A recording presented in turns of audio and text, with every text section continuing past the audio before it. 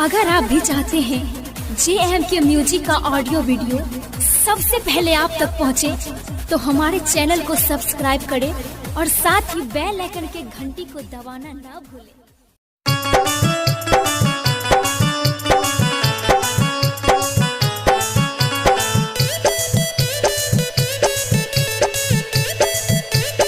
जय मां Katyayani recording studio Mansi कन्या।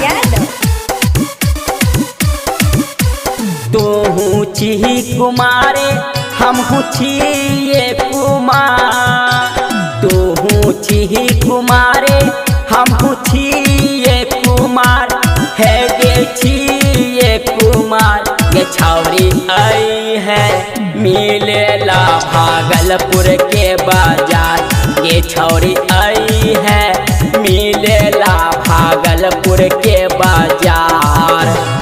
Music by Mohan Yadav.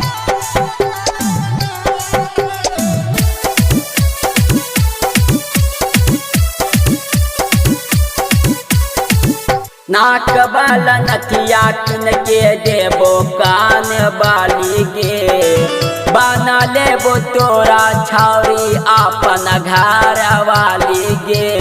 अच्छा हाँ हाँ, नाक वाला नथिया किन के देबो कान बाली गे, बना लेबो तोरा छौरी अपन घर वाली गे। जल्दी जल्दी बोले अपन मान के विचार, है गे मान के विचार।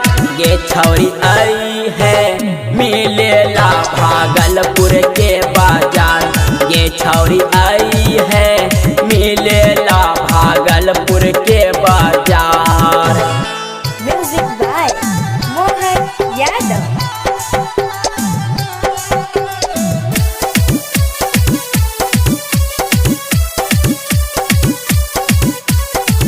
कहियो न छोरी तो हर छोड़बो हम साथ गे, काहे चो सोनू अंकित धर तो एक बेर हाथ गे। अच्छा हाँ हाँ, कहियो न छोरी तो हर छोड़बो हम साथ गे, काहे चो सोनू अंकित धर तो एक बेर हाथ गे। करे जियो हम तोरा से दिलावा से प्यार, हे गे दिलावा से प्यार। ये छौरी आई है मिलेला भागलपुर के बाजार, ये छौरी आई है मिलेला भागलपुर के बाजार।